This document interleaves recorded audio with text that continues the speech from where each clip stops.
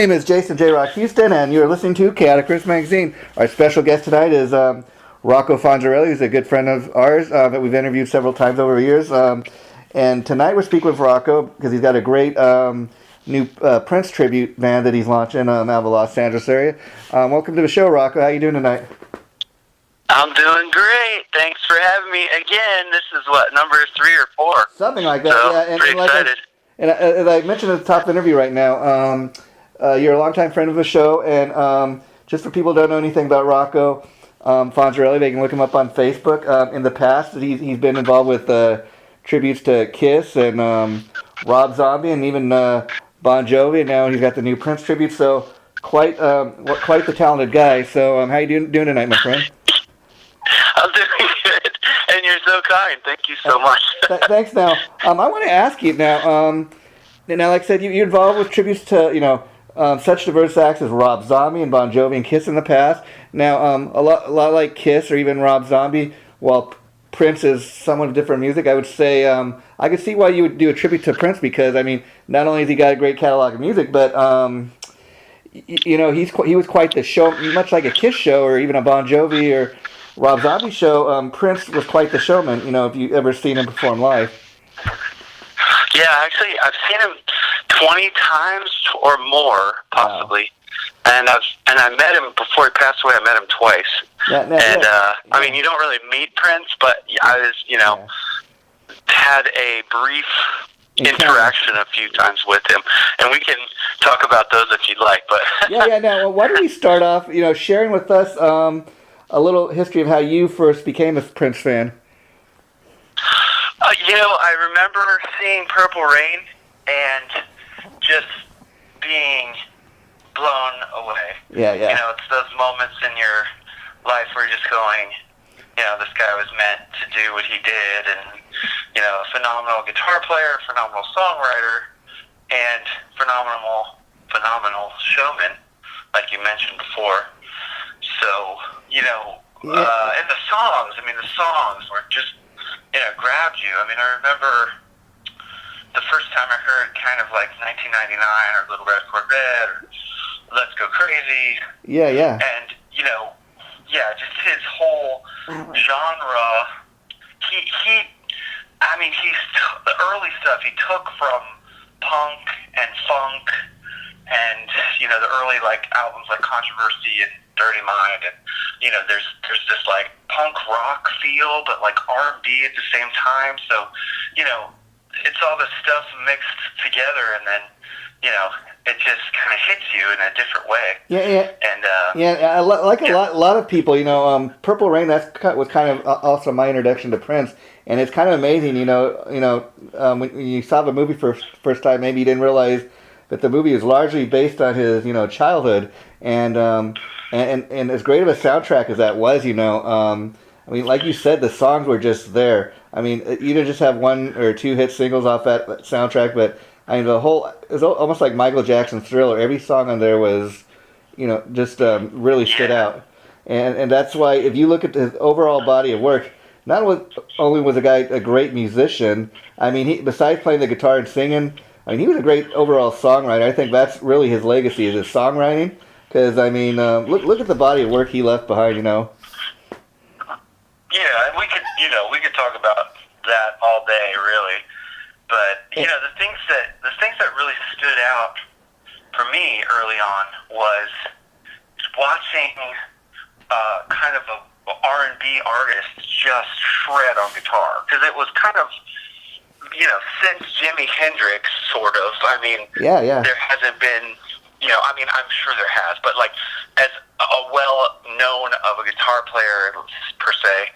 And so, it was just like, it was just, again, hitting you from every angle. Yeah, there was punk rock, there was hard rock, there was R&B, there was, everything in between. It's just, it's really eclectic and really great. Yeah, and, as he grew as an artist and a songwriter, things, his hard rock side would come and go, his Latin side would come and go, his, ballad side would come and go. So, and there's a lot of songs to pick from, Yeah, there's a lot of great songs. And the thing is, people may fail to realize, while most think of him as a guitar player and a singer and that, he was a multi-instrumentalist. If you look at some of the credits on his stuff, he played bass often, drums and keyboards. He played a little bit of everything.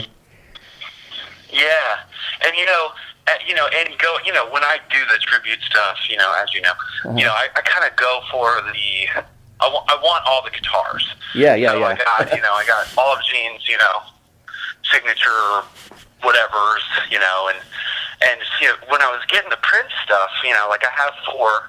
I have the classic cloud guitar for Purple Rain. I have the Telecaster copy that he, I have a copy of a copy of a copy, I think. Wow. And I have the Sign of the Times Peach Cloud, and I have the big purple symbol that he played at the Super Bowl. So I have four guitars, and I actually want a few more, actually. But what was great is, like, in his early days, he couldn't afford, allegedly, a Fender. Yeah. So he bought a Hohner. Wow. And a Hohner is the people that make squeeze boxes, and they make harmonicas, and they make accordions. Wow. So they kind of put out a guitar. Now I have a replica of the Hohner. Okay. Cool. How cool is that? I'm telling you, this thing sounds so good. Like, I had a Fender, I don't know, we'll geek out if you want, but I had a Fender custom shop pickup put in the neck position and a hot reel put in the bridge. And I kind of been jamming around with a couple different bands around my area, just hanging out and having fun. And they're just like, that's the best sounding guitar I've ever heard. And I agree. It sounds amazing. Wow. So, now let me ask you, you've done the other tribute acts, like we said in the past. Now, I'd imagine at the time of Prince's death, was that kind of what, popped this idea into your head about, hey, it'd be a cool idea to do a Prince tribute, or had you been thinking about it for a while? He's always been my favorite, hands down. From as far back as I can remember, I just, you get kind of pigeonholed or seen as a rock guy, but I've always been more of a pop R&B guy. Yeah. So, and I like everything, but this was, so what it was. I remember when he passed away, there was a Grammy tribute by Bruno Mars. And I remember seeing that, and I remember seeing Bruno Mars in the purple coat and playing the white cloud guitar, and I thought, well, Bruno Mars just put a purple coat on and bought the cloud guitar, and now he's singing Prince songs. I'm like, why shouldn't I be doing that? So, and because I love, but the way the band came together, though, it was really amazing because, I was hanging out with a friend of mine, and he's like, hey, what are you up to? And I'm like, we'll see. And I said, I'm thinking about doing a tribute to Prince. And I didn't want it to be the classic tribute. I'll give you an example. Like, who inspired me, and I'll say his name. What are the Kiss guys that don't wear the makeup? Room Service. Room Service? Room Service. Yeah. Wow, okay. Yes, they inspired me. I thought, I don't have to dress up like Prince to sing Prince songs, because I really enjoy it. And then I thought, okay, well, let's just, play songs.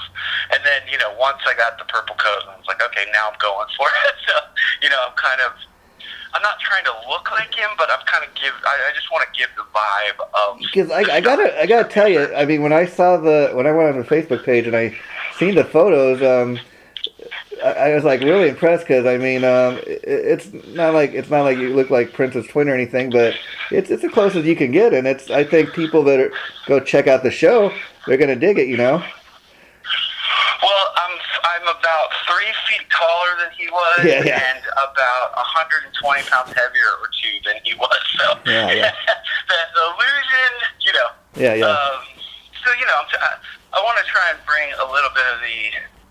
I think the music will speak for it, but the way the band came together was, I was just kind of talking to a guy, and he says, well, I didn't do anything. I didn't do any of the heavy lifting. I mentioned to a friend of mine that plays guitar that I wanted to do it, and he said, oh, yeah, I got a bunch of guys that would want to do that. And I was like, whatever. And the next week we were rehearsing, and I couldn't believe it. And we had the full band, and one guy mentioned to his musician friends, and we were rehearsing in a week.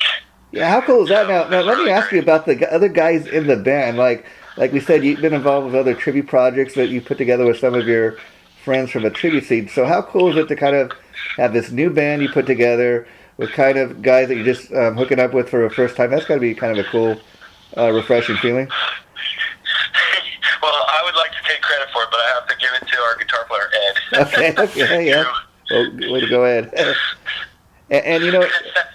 And you also mentioned about, kind of being worried about being considered like a hard rock metal guy and then doing a Prince tribute. But I think, cool thing about being a tribute artist is you can pay tribute to Prince in your own way. And like you said, depending on what songs are in the set list, like you said, Prince had some stuff that could be considered, maybe hard rock, he did a little bit of everything, and you could put your own twist on it, so that's the cool thing about this. Yeah, and it's definitely guitar driven, if you will. Yeah, like his live shows were always guitar driven, not so much, it was always interesting for him to put out an album, and then you go see him live on that tour, and it's just like a whole different experience. So, there's a few songs, we're sticking pretty much to the classic, the hits, set list, but yeah. There's a few songs where we do the live arrangement more so than the album arrangement, and it's just really good. These guys are great. And you're sharing with me, and you're sharing me last night that you were at a rehearsal for this. Is this for very first time you guys are getting together and done an actual rehearsal? First time we rehearsed was probably about 2 months ago, I would say, maybe 3. Yeah. And we actually went through our first lineup change after about a month. The drummer was just kind of like, I think he wanted to do other things. So, a guy named James came along, and he showed up to rehearsal on like the last minute. Wow. And he just blew the doors off, and he was like, well, I can't really jam with you guys for a couple weeks because I'm going on tour. So he was on tour he was in Australia for like 2 or 3 weeks. Wow. So we were kind of sitting at home going, oh man, so that's kind of put us behind schedule a little because I really wanted to get out there before New Year's, but it was worth the wait because he's just really killing it. Every guy in the band is perfect fit and amazing musician. So. And I got to ask, what takes longer to get made up as Rob Zombie or to get made up like Prince? I'd say Rob Zombie. It depends on how With Gene, it's always you have to take at least a couple hours to get that all together. With Rob Zombie, it depended on the show really. If if I was doing a beard, if I wasn't doing a beard, sometimes it was just kind of, okay, we're playing in a parking lot, so I'm just going to go ahead and keep it like, not that I wouldn't, put 100% into. Oh, and by the way, I'm still Rob Zombie. I'm still Gene Simmons. Yeah. Kind of doing this all the time. Too.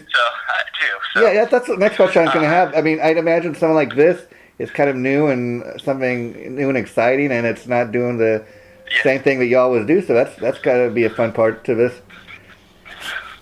Yeah, and it's finally like, back. Some of my friends, I've known for a long time. They've heard me do Prince for years. Wow. And just were encouraging because every band, every cover band, every karaoke bar, people would hear me sing Prince and just be like, wow, let's why aren't you doing like that kind of thing? And so it was always the image for me. It was like, well, it's easier to be Gene, it's easier to be Rob Zombie, it's easier to be Bon Jovi, but yeah, I gotta be honest. Earlier in the year when you told me that you had this idea to put together you're thinking about putting together a Prince tribute, because I'm so used to seeing you perform as either Gene Simmons or Rob Zombie. I myself, I gotta admit, I thought, well, I don't know if I can see this guy doing that, but I must be honest with you. When I seen you post the first photo of you dressed up as Prince, I thought, wow, this guy, he's really got a great idea going here. He doesn't look too bad. I could see him playing the part of Prince, and I think that's the other cool thing is, while there are other Prince tribute acts, around the United States, I think you may be the only one around the LA area. So that's going to be a cool thing for you if people go to the show and they dig what you're doing. That's got to be a great thing for you because, like, again, talking about Kiss tributes, how many Kiss tributes are there in the LA area alone? Yeah, and it's not so much. Again, I would, if there was 100 Prince tributes, I wouldn't care because we're just every band that I've ever tributed. I guess it's all for me. It's always been about a celebration of the music with the people that want to celebrate. You know what I mean? So that's the attitude I've always taken. It's just, people are excited about these songs. Yeah. It's not so much me. It's about the songs. It's about the original, real artist. And, I feel like Prince is probably the greatest pop musician, artist that, our generation has ever seen. Oh, yeah. So, I mean, I put him up right up there with like a guy like Michael Jackson. Obviously, Michael Jackson came first, but during their lifetimes, Michael and Prince were constantly being compared to one another, and at the same time, they each had their own identity. Because the cool thing to me about a guy like Prince, while like all musicians, he definitely had his influences. While he did not come off as sounding like a clone of any of his, and he had his own thing going at the same time too. Yeah, and that's a cool. And, the craziest part about the thing that you just said about the comparison, both phenomenal artists, like icons, right? Yeah. I think Michael Jackson put out maybe 5 or 6 solo albums in his lifetime. Yeah. Prince put out over 40 studio albums. 40. So, over 40. Yeah. So, his catalog is extensive to no end. And then all the rumors of the vault that has all that's what I was going to ask you. How excited are you about the family members that own his rights to his music and stuff? They're claiming that there's a ton of music on the way for fans. How excited are you to check out some of that stuff? Well, it's funny because Prince fans are hardcore. I mean, all fans are hardcore, but like Prince fans are, and we as Prince fans, like I remember when they put out their greatest hits, the last greatest hits package for Prince or whatever, and it said, new song, Moonbeam Levels. And I heard Moonbeam Levels back in like 1986. Yeah. So, the real fans has already heard most of, I wouldn't say most, but a lot of what they claim is in the vault. Yeah. Because the real fans have had their ear to the ground. They got the bootlegs and the demos and everything that they possibly could get their hands on. Yeah. Yes. Yeah, and the thing is, obviously, when any artist dies, like especially iconic artists like Michael or Prince or even Tom Petty, who we recently lost, right away people go out and who never were really into their music and I'm going to buy all the Tom Petty albums, I'm going to buy all the Prince albums, And other thing I'd be surprised to see now that like Malcolm Young has died from AC/DC, I would be surprised to see AC/DC's music starts sell a little more, and then maybe a lot more AC/DC tributes. We'll see. Yeah. But we're losing icons left and right, and there's definitely no one to take their place. I mean, in the climate, in the disposable kind of music climate that we live in right now, we're not going to see another superstar for a while, I'd say. Yeah, and like we've talked about before, Rocco, I think the great thing about being a tribute artist, what I like about seeing a lot of tribute bands is, to me, it's rock and roll theater. And see, you could get a guy that's a multi-talented musician that could play all these Prince songs like note for note, just as a great overall musician, but he's just doing it because I want to make a chuckload of money. I can make a lot of money just doing Prince songs. But like you said, what makes a guy like you the different is you truly love the artist that you pay tribute to. And so you're as much of a fan as the people coming to see your shows. You know. Yeah.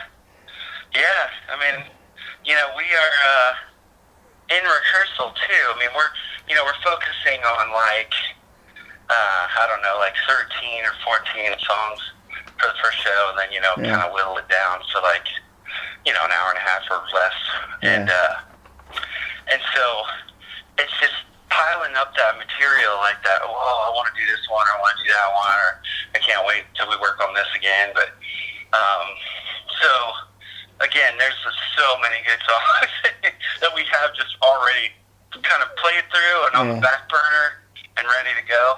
So, and now let me ask you, were other guys who were in the band, are they as much of a Prince fan as you are? Did you have to teach the guys how to play the music? I think everybody in this band is a Prince fan. It's just the music. Chris. Hello? He is. Yeah. Are you there? Yeah, I'm there. I'm sorry. Go on. Oh, sorry. I think the keyboard player and I are the biggest Prince fans. He tries to.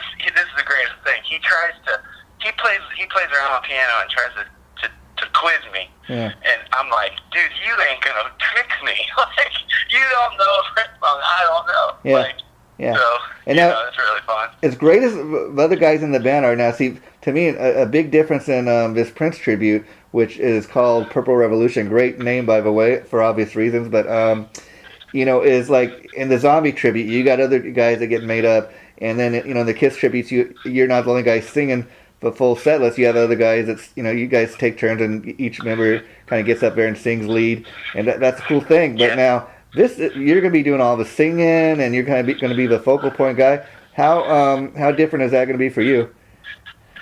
And all the lead guitar, by the way. Yeah. So, how different? Oh, I mean, again, it's always been there. I just never got to do it, I guess. I never put myself out in front. I mean, you like even some of the other bands I fronted.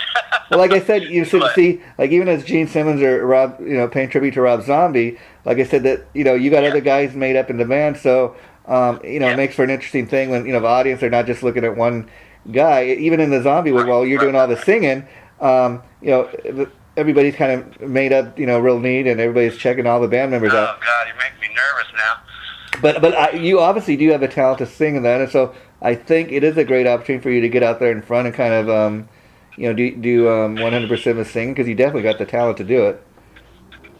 Well, we'll see who, because these guys are really good. I mean, when I'm in band practice, I watch them, you know what I mean? Oh, yeah. They're just like, man, I was shaking my head the other night at rehearsal, and the drummer stopped, and I'm like, why'd you stop? Because you're shaking your head. He thought I was telling him it was the wrong thing. I'm like, no, I can't believe this is happening. Like, my head is shaking because this is amazing. Like, that's really good. I mean, and now going back to when you first heard the news that Prince had died, do you remember how you heard the news, or what were your thoughts when you first heard of his passing? Yeah, I remember.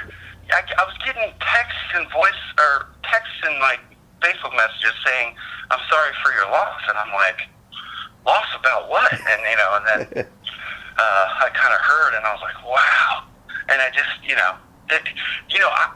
I was kind of under the impression that when I'm like 70 years old, that I'll be able to go see Prince at a piano bar somewhere. You know what I mean? Like, I thought he would in Vegas or something. I thought he would live forever. And, it was just really... and the sad thing about it, very much like the Michael Jackson, case, died in a similar way, addicted to pills, painkillers. Yeah. But I gotta say, he kept his addiction hid very well, because I don't think anybody until he passed had any idea that he was addicted to that stuff. And again, it's not exactly the same thing as being addicted to, heroin or something. Yeah. But it's just very, very tragic the way he went. But now let me ask you, there's a certain responsibility. You're paying you got putting together this project, paying tribute to an iconic artist like Prince, who is no longer here. Do you feel a certain level of responsibility to, put on the ultimate show for the Prince fans out there? Well, the hard part is that Prince was a way better dancer, musician, guitar player, et cetera, than me. So, yeah. you know, I can't. I mean, again, you know, that's why I was inspired by Bruno Mars, because I thought, you know, he's good and he's doing a great job, but he's not Prince and I'm not Prince. But again, the thing that the thing that I've always wanted to do is it's join hands and sing along with everybody. Yeah, yeah. You know, it's just like, hey, let's celebrate this, because again, greatest musician of our generation, I would say. As far as I'm concerned. Yeah, and I really urge people to go check out the Purple Revolution Facebook page, because I mean, you guys are just launching. You don't really have a lot of stuff up there, but like I said, I checked out the photo of you, Rocco, and you know, one thing I immediately thought when I saw you dressed up as Prince on the page was Prince was a very flamboyant guy, as we know, and I mean, you just look at that picture, and that's a very flamboyant looking version of Prince. But you know, that's what you want, and it, like I said, you know, earlier, this is rock and roll theater, and so you're not really claiming that you are Prince, but people, I think, will go see the show, and they'll kind of maybe remember the first time they seen a Prince video or heard a Prince song on the radio for the very first time, and you know, that's what it's all about. Celebration of the music, my friend. and I think when they hear, I mean, we're doing, like, you know, any extended mix that has ever existed of Prince, we've torn it apart to add to the show. So, you know, some of these songs are 6-7 minute jams that go into these funk jams that, you know, we could just play all night long. It's really cool, man. It's just, these guys are so good. And I didn't even think about that till you said it, you know, but like, see, that'll be, I think, the main difference between doing a Prince tribute and, you know, doing a Kiss or a Rob Zombie tribute, is that a lot of these tunes are kind of like dance tunes. So you may be surprised when you're up there singing these tunes that you're going to have people out there, you know, not just putting their fists in there, but you're going to have people, you know, out there on the dance floor. So that might be a different thing that you're going to experience, which I think, you know, adds that much more to the show. Yeah, and it stretches. You know, we're not just playing Purple Rain and 1999 songs. We're stretching we're pretty much, we're hitting the catalog. You know, pretty as far back as '78. So, you know. Yeah. That's the cool thing about, you know, the tribute bands too, because like you said, you obviously want to play the hits that people know, but at the same time, you want to go a little beyond just Purple Rain, you know. And so, I mean, for example, most people know the song Purple Rain, or When Doves Cry, or, you know, Little Red Corvette. But like, if you throw in a tune that not everybody's heard, they might not even have an idea it's a Prince song until they go see your band play. Oh, that was oh yeah, I've heard that song. Oh, Prince did that. So that's the cool thing about doing what you guys are doing. I've heard that a lot, actually. And the other thing too is, you know, besides Purple Rain, there was a album called Sign of the Times. I don't know if you're familiar with it, but not the album, but I do remember the song. So, you know, that's a cool thing too. Like I said, or once you get a couple shows under your belt, like, you know, like I said, you want to go a little bit on Purple Rain. But have you ever thought about like doing a set of, like, you know, one of those iconic albums, you know, like say a Purple Rain, or another, you know, or another album that was a big hit? Yeah, and that was the Sign of the Times was kind of the Rolling Stones, like, you know, they you know, they rated it like better than Purple Rain, and or, you know, close to it. And, you know, it had I don't know if you knew this, familiar with this, but, you know, there was a movie called Purple Rain. There was a movie called Sign of the Times that was actually released in theater that was Siskel and Ebert gave 2 thumbs up, you know. So and he also did another movie, I think, Under the Cherry Moon or something. It wasn't a big hit, but I think there was another movie. Under the Cherry Moon had great songs, but it kind of flopped, and the same as Graffiti Bridge which was the follow-up to Purple Rain, like allegedly part 2. Yeah. But there was a concert film called Sign of the Times that coincided with the album, and Siskel and Ebert both gave it like thumbs up. And wow. It, you know, I don't know if it did well, but anyway, it's a double record. I want to do. Right now we have like kind of rehearsed about 6 songs off of it. Yeah. So if there was a chance of doing like a full album start to finish, that would probably be there. And because we're playing like 6 songs off that album. I love that idea because again, I can tell you, like a lot of people, of course, I know all about Purple Rain, but I've heard the song 5 times, but I think that'd be, for that reason alone, everybody would expect you to maybe want to do Purple Rain in its entirety, but maybe an even cooler idea would be Sign of the Times, like you said, because that's not as known, and so people aren't going to be berated with songs that they've heard 10 million times, and that'd be a cool thing. Like you said, you're going to introduce people, even the Prince fans that maybe aren't as familiar with that album. Hey, this was a Prince, and I dug these songs too. Now, the other cool thing about doing a Prince tribute is you could do shows of an array of, like, you could even do a show with like a Nirvana tribute, a Tom Petty tribute, a Eagles tribute. So, it gives you the opportunity to branch out a little more. It does open those kind of doors. I mean, I have friends in Chili Peppers tributes, and my friend Roger is Huey Lewis in the News tribute, and between that kind of both of those worlds, I mean, I would love to like open for those guys because it's just, again, it's a celebration of the music and the '80s almost. Oh yeah.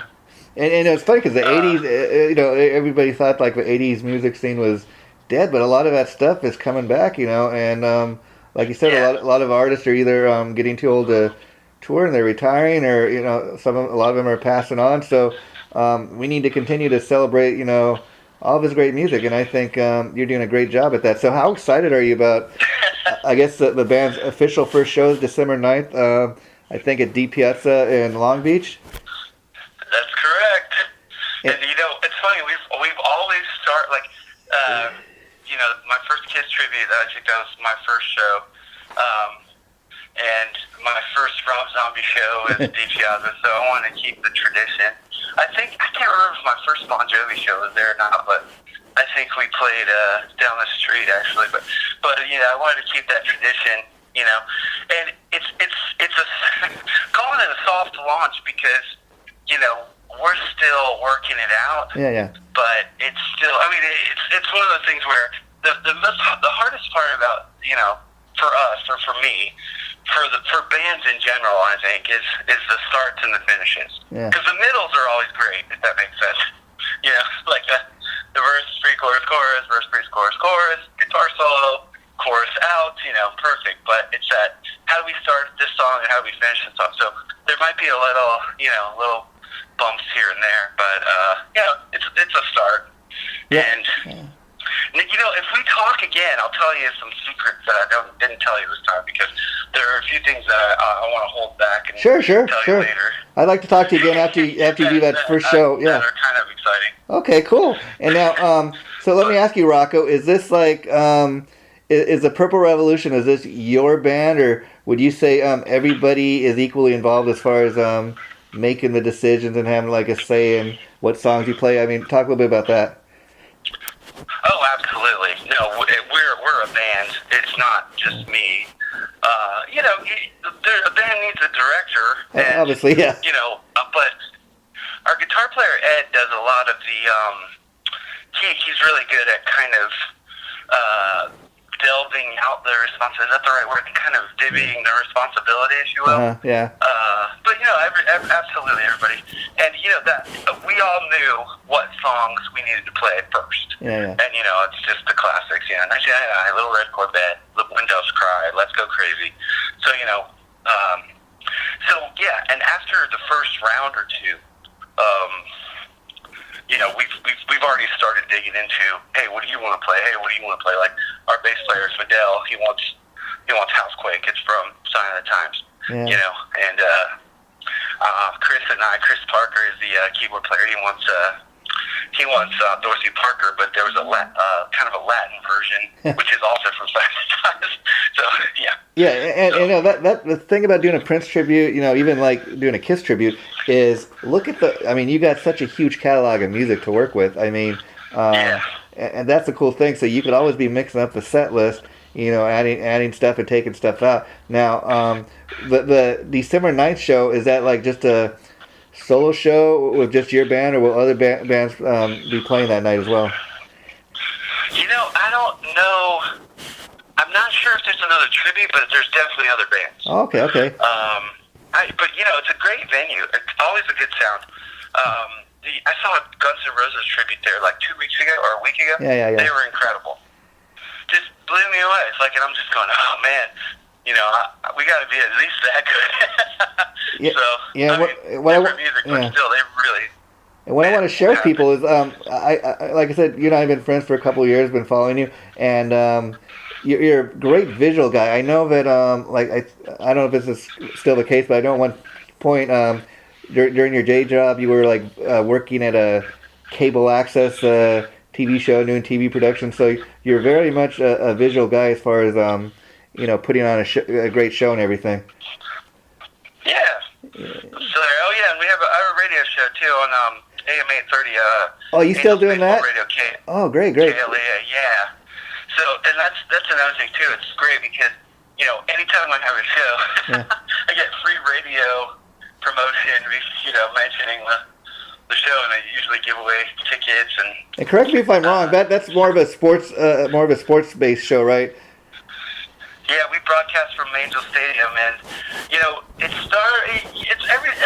everything has a start, Yeah. So when we started, it was kind of rough, and then I think we got into a groove now. So I think actually I'm really excited about that show versus when I started. So just like anything else, kind of takes time to find. Yeah. And I think that's what's going to happen with this band too. I think we're going to find a place in people's hearts. But we already have our second venue ready to book, and oh wow. So hoping everything goes well this time. I can't. I just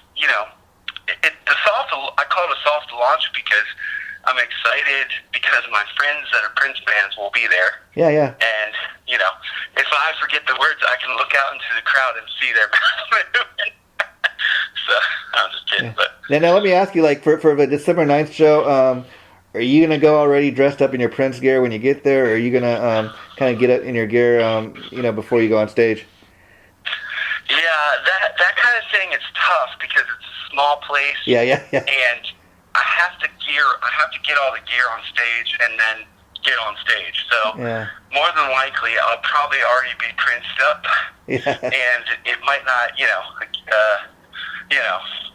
I look back at our first Kiss show, and I remember putting on the makeup for the first time. Yeah. I think this was like 2009. Wow. Can you believe that? Yeah. And with Randy Rowe from My Zombie Band, as well as several Kiss tributes over the years. But remember just the first time, and it didn't. Looking at the photos, it looked terrible, but in that moment, it looks great. So I think that's going to happen with this. Yeah, and it's like, first try. Just give me a break on the first try. Yeah, and I know we weren't going to really talk too much about Kiss, but I got to share a little something with people listening to this. Like I said, you and I have been friends for a few years now, and I've been following what you do. And the very first time I interviewed you was for a Kiss tribute you were in at the time called Kissed Alive. And they're still going strong, but anyways, the interesting thing about that interview was I'd interviewed you the night we did the interview, and then the very next day you'd send me a message oh hey man, I just want to let you know that it was a great interview, but I'm no longer in the band. But we went ahead and posted the interview because it was so great, and then you'd actually invited me out to Torrance to meet with you one night. I think I showed a friend of mine. And at the Kiss Rock and Brew restaurant, and oddly enough, when we were there, some people, just total strangers that we didn't really know, came up to you, and they'd recognize you from seeing you play with the band Kissed Alive, I think at Big Bear, and you said, "Yeah, man, I'm no longer in that band, but they remembered you from your show," I'm just bringing this up to let people know you made that great of an impression on these people that you were just having dinner and they remember seeing you perform with your band, Yeah, it's funny, right? Yeah. But yeah, I mean, it's one of those things where, how do I put this? It's just looking. I've just. I mean, I don't even know how to say it. I'm just thankful for the start. I mean, my beginnings, if you will. Yeah. And, my beginnings were at D Piazza's 2009. I mean, this is kind of before the whole tribute scene kind of picked up and took off. And, a young Randy Rowe asked me, hey, you want to be in our Kiss band? Our bass player quit. Yeah. Who is actually our bass player for our Rob Zombie tribute currently. Wow. So he was the original Gene in our original tribute. And I just remember the early days of just, when it gets to not be fun anymore, it's just kind of, okay, we need to kind of move on. And so... what really amazes me when you look back on the kind of launch of LA, especially the LA tribute scene, I remember back in the days when it was first launching, there weren't a lot of tribute bands. Probably the two that come to mind, probably the longest running tributes are Atomic Punks and the Iron Maiden's all-girl Iron Maiden band. Yeah. And funny thing, people don't realize about the Atomic Punks, their original singer was Ralph Senez, who of course is now Michael Starr, the lead singer of Steel Panther, and so he got his, and then he was briefly in LA Guns. So look at what that guy's doing now. He's laughing all the way to the bank. He's still kind of even though they do their own original music thing, it's kind of a tribute to the '80s rock scene. But that guy got his start in the LA tribute scene. Yeah. Well, I'm not trying to launch my fancy music career or anything. It's just having fun with the music. See, that's the cool thing. You're having fun. You're having fun. You're a guy that you don't take yourself all that serious. You're doing this just not necessarily because you're going to make $1 million doing it, but because you just want to have some fun. Doing your thing, and you still have your day job. So, and what I really dug about following you over the years, Rocco, is like you said, you've been in various tribute projects, but like. None of the bands have been like carbon copies of your previous band. I mean, you were in another Kiss tribute, and they had, two. It's called Co-ed Kiss, and you had two female members and two male members. It's kind of a different concept, but it was a cool thing, and that's what I dug about every project you've done. It's been a fun type of project, and it's been different from what you previously did. Yeah, and that's it's like you said too. I mean. One of the things that just kind of sucks about being in Kiss or Rob Zombie, and before, let me qualify that by saying I loved being in Kiss and Rob Zombie. Yeah. Love it. I mean, I still do, but I love it. Is that you get put in that Halloween category. Yeah. I know even the Rob Zombie, even the Rob Zombie thing you were telling me. Most of the time, people just want to book us around Halloween time, which, that's a great thing, but, we can play other times of the year, Yeah. So, that's always been kind of like you're kind of painted into a corner. Because you can only, you can only play with, you can only play with Alice Cooper and Iron Maiden and Ozzy and whatever. That's why I was saying this is going to open you up a lot more, but you can play with various different types. Like you said, a Red Hot Chili's tribute, maybe a Tom Petty tribute, maybe there's it's going to really open it up. And the thing, as great as paying tribute to like Gene Simmons is, see the thing, you're still somewhat limited because like I know to make those Kiss costumes is very expensive. So and it's very heavy to wear that the metal costumes and that and the armor and stuff. And like you told me, it's not just the makeup, but you're wearing that heavy stuff. The bass, weighs I don't know how many pounds, but so you can only afford to have maybe one or two of those costumes. Whereas doing Prince now, you can get a little more flamboyant looking and play around with the clothes and stuff. So it's going to be a lot more fun, I think. And freeing. So I've already I have like three.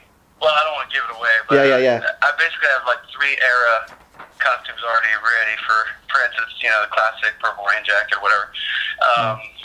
There's a 1999 jacket that's pretty much the same as Purple Rain, except it's like shinier, so that's like in the works at the moment. And then the Sign of the Times for jacket, which people have seen. And then I had this cloud jacket made, and it's from the Raspberry Beret era. Wow. If you remember that song. Oh, I love that song. Yeah, it's a great song, man. Wait till you hear this. Wait till you hear this guy playing it.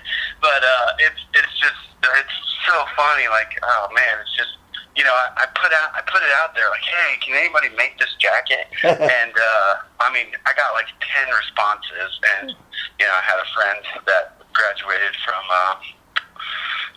FIDM. Yeah. It is FIDM, and Fashion Institute. And oh wow, cool. He's just like, man, we went to the store that day, bought the material, he designed it that day. I mean, it was crazy. Wow. And we were asking, hey, how do we make this or that at the store? The ladies were like, oh my God, when it's done, you got to bring it in and show me. And, it's hanging. So, yeah. And so between that and, the 4 guitars, I'm going to need like 5 roadies. So if you know anybody that wants to. Okay, yeah. We'll see what we can do about that.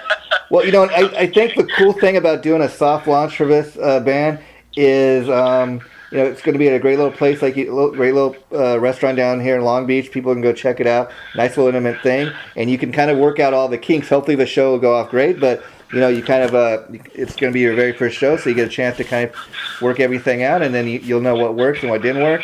And I would love to come down that night, but I think I got another engagement. Oh, absolutely. But you better be there.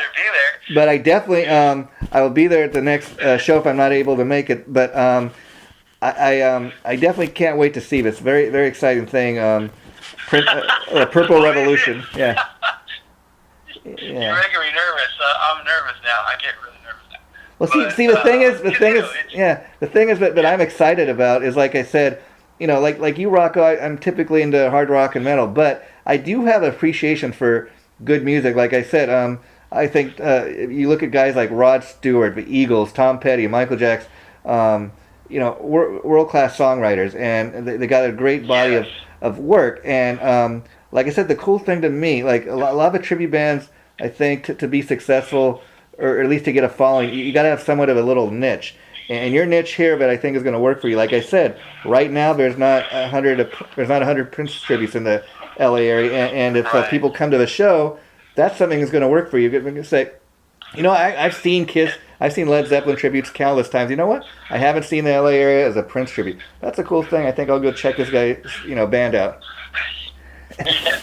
Well, too, another thing that's kind of interesting if you watch is Prince's band was not only like different colors and different religions. I mean, 2 of the guys were Jewish. There's 2 white girls. That there's this whole multicultural. You turn on MTV and you see, like your typical average hard rock band had 4 guys. Yeah. 1 was blonde and 3 were dark haired, or the opposite. 3 were blonde and there was 1 dark haired. And it was just this uniform thing where. Prince's band, I mean, he just got great musicians, and they happen to be, multicultural and multi-ethnic and multi-religion. I mean, it's just cool, and that's what we have, too. We have an eclectic mix of, just a lot of different people from a lot of different backgrounds, and, keeping that alive is important to me too. That Yeah, see, that's the thing I always dug about Prince's. The musicians he played with is, while he's a very talented and he's the focal point, obviously of the band. I mean, he launched careers like Sheila E. and other great artists like that, and so he arranged everything. He didn't have any outside producers, so that guy, he was able to do it all. Yeah. And he surrounded himself with great people. Yeah. And that's what's happened here, too. I mean, it's so funny that, and I tell you, it just fell in my lap. I mean, it's just too good to be true. It was just really funny how that worked. Yeah. I can't say enough about, let me mention them again. It's Fidel on bass. Okay. Ed on guitar. Chris on keys, and James on drums, and me as Prince. Now, this is the funniest thing. When we go into rehearsal, our keyboard player, Chris, he looks exactly like Prince. Wow. He's his height, he's his look. I mean, it's crazy. And people hear us, and look in and think he's the prince, and then they see, who's the 6'1", 220-pound Italian guy. Yeah, because it's funny you say that, because I forgot until you mentioned how tall, what a tall guy you are, and obviously Prince is a very short guy, but with the costume on, you look somewhat like Prince, so I think people are going to dig that. Now, another cool thing about Prince, he's one of the few guys that could get away with this. You remember, like, back in the 90s when he was battling with Warner Brothers Records, and he decided, I'm not going to even be called Prince. I'm their slave. I'm going to just be assigned. And I thought, how cool is that? Artist formerly known as Prince. Yeah, I mean, there's a whole side of the story that people don't know, I think, or didn't really care to look into. Yeah. But he revolutionized the music industry through that move. He walked into Warner Brothers and said, here's my new album. Here, it'll be out in the fall. And they were like, no, we're not doing that. We're still milking this other one. And he said, well, then I don't want to be on the label anymore. And Warner Brothers said, well, Prince owes us 5 more albums. And he went, well, I'm not Prince anymore. And he was inspired by Tom Petty, who did the same thing a few years before him, where they were all living in an apartment. They'd sold, millions of records and couldn't afford to get, because their deal was so bad. Yeah. So his point through that whole symbol era was, if you go to the bank to buy a house and they loan you money, when you pay back the loan, you get the house. The music industry, when you pay back the loan, you don't get to keep the house. And you're talking about his publishing. Yeah. So, he's like, I don't own the rights. He said, I don't own the rights to Purple Rain to this day. Yeah. I paid it back, And look at the position he was in when he died. Like I said, his family members now own that huge estate, that he had, and it's got studios, and it's just got everything. And he basically, when he died, from what I understand, owned all the masters, which a lot of bands don't do. I mean, even a great band like Creedence Clearwater Revival, these guys were suing each other and the record company for years. They had all these #1 hits, but yet the record company was the ones that owned the music, not the band. What's funny is it rarely works, but Twisted Sister a few years back tried to do the same thing. What they did was they just go back in and just record their album over again. Yeah, and that's what a lot of bands do. Where okay, well, you might own the Stay Hungry master, but we're just going to go in there and re-record it. Right, and Prince started on that road. He was like, okay, I'm going to start back to the beginning and record everything again. And I don't think he got very far with it, but because I don't think people just don't, they want to hear the classic stuff. I mean, it sucks because you're basically giving your money to the record label, but you're not supporting the artist. And see, the thing with that too is, like, when artists do that, okay, it's great because then they own the masters to their re-recorded music, but there's something to be said, like that Twisted Sister album from 1984, Stay Hungry. That was their massive album, okay? And then everything that came after, but you go and try to recreate the past, you might not hit the mark. It's not gonna. There's something to be said with messing with a classic. And the funny thing about Twisted Sister, I'm a huge Twisted fan, but I think it's funny that Twisted Sister, they broke up. They did their final show last year. But funny thing is, Twisted Sister now is known more for that Christmas album they did than for that massive album they had back then, Stay Hungry. I mean, that's so funny. They put out a Christmas album a few years ago. And that was another thing too. I got on this. I mean, Randy and I talk about this. Randy's guitar player, John Five in the Zombie Wood. But we talked about like the next, like, well, what's the next? Because we got kind of stuck in this clown band. Yeah. It's like, and I call it clown band just because we're wearing costumes and makeup.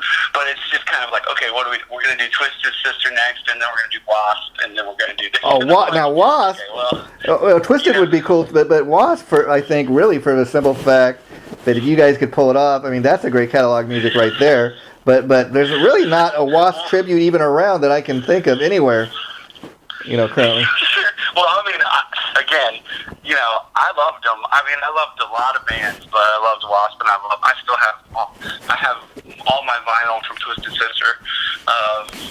So yeah, and I mean Stevie from the Marilyn Manson tribute. Yeah. I mean, there's regular conversations about us doing multiple hair bands, possibilities. So, yeah. who knows, but, Well, before we wrap this up, let me just say, in talking about, what other bands to tribute, you should suggest to your friend Randy, kind of with a zombie connection. What I think would be cool if he could do is put together like a John 5 tribute. As great as John 5 is. I mean, think about it. He's played with everybody and written songs like with Leonard Skinner, Marilyn Manson, Rob Zombie. He's got his own. I don't know if you had a chance to check out any of his solo stuff. He's got this great new band he's doing instrumental stuff with called John 5 and the Creatures. That would be a cool thing, to get together a John 5 tribute. Oh, man. Well, I don't know if you know this, but they're doing Ghost. Nico and Randy from Zombiewood are doing Ghost. And that was another inspiration to do Prince, by the way. Oh, really? They were like, hey, I think we're going to try Ghost. And I was like, well, I should try something new. Wow, that would be a cool thing, yeah. The funnest part, so I get these replica guitars made, and then they get here and they sound like garbage, and then I take them down to this guitar shop I know in Redondo Beach that, it's moderately world famous. There's a lot of famous people that come in and out of there. Is that the hardest? Is that the hardest thing about getting one of these bands together? Is I know you spent a lot of this last year, like you said, just getting this Prince thing together. Would you say a lot of times just been spent on trying to find the right clothes and the right instruments and getting the replicas and everything?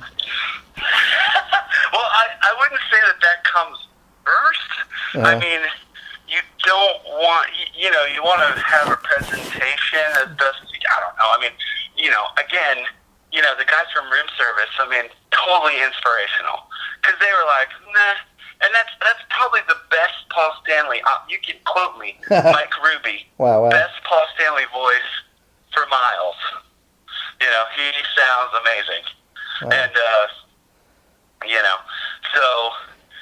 it's just inspirational to see people just do their own thing. And, between Mike Ruby and Bruno Mars, which I don't know if their names have ever been said in the same sentence. Yeah. Wow.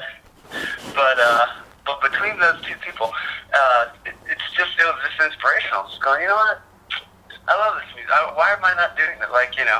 And I mean, again, it's just, for me, it's the celebration with the fans and my friends that like Prince. I mean, I've seen him, like I said, over 20 times. Wow. I've seen him on the Tonight Show live performances. I've flown to D.C. I've seen him at the Hollywood Bowl, the Staples Center,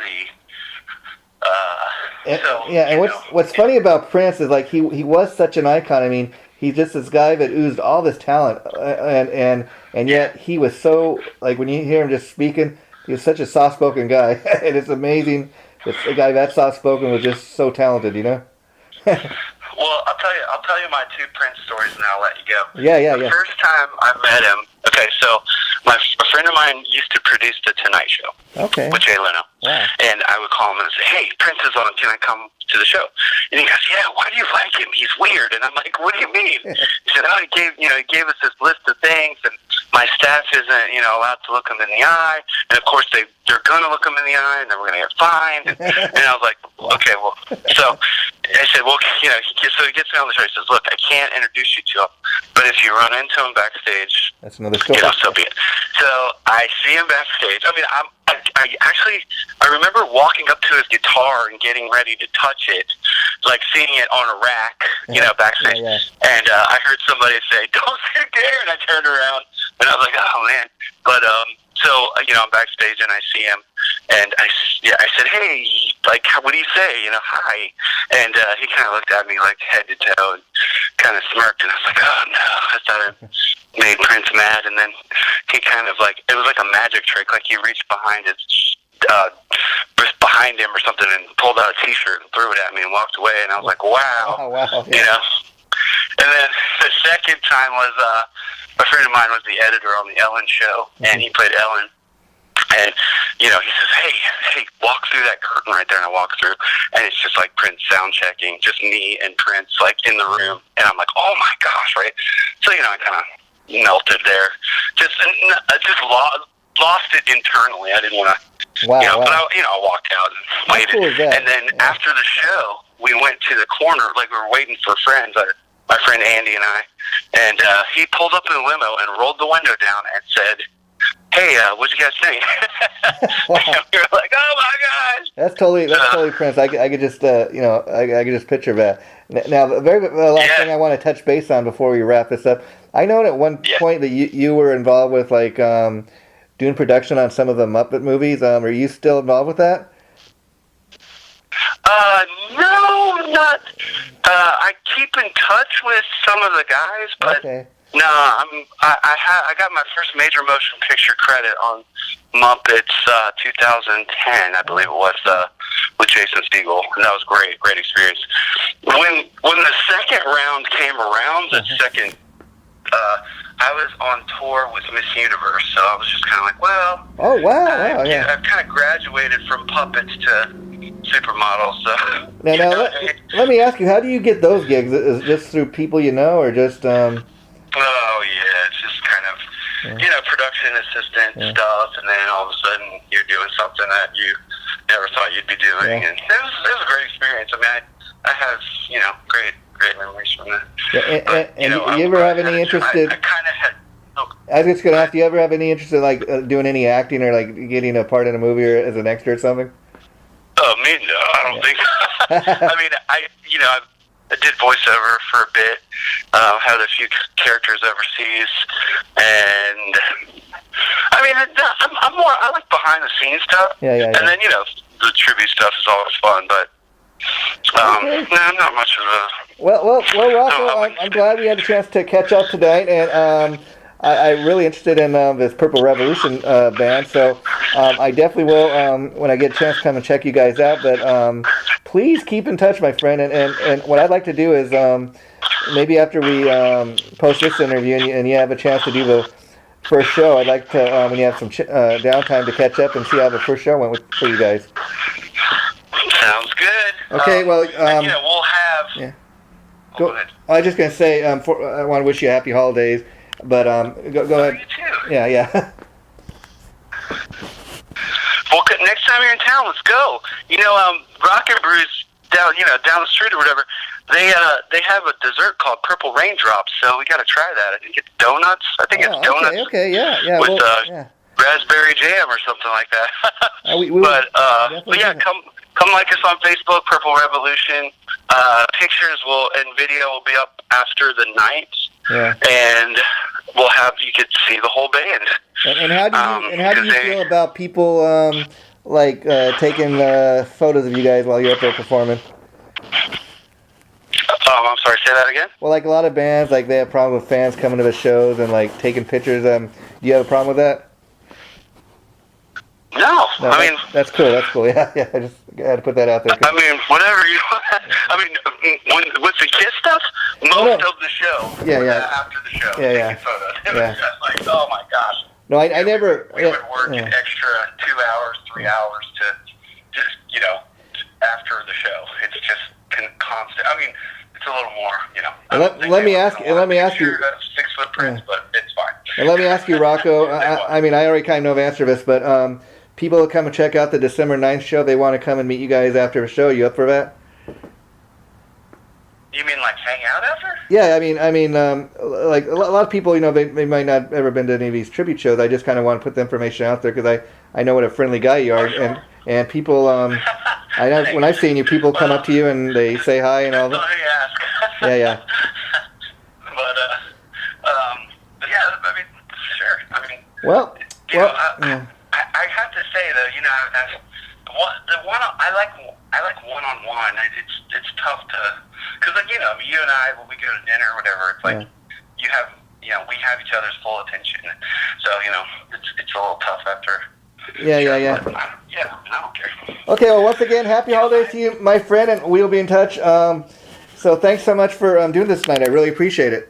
And we've been talking to Rocco Fonzarelli from the Purple Revolution, which is a great new Prince tribute. They're going to do their debut show in Long Beach, California, DiPiazzi, December 9th. Take care, Rocco. Thanks, bud. Okay, bye-bye.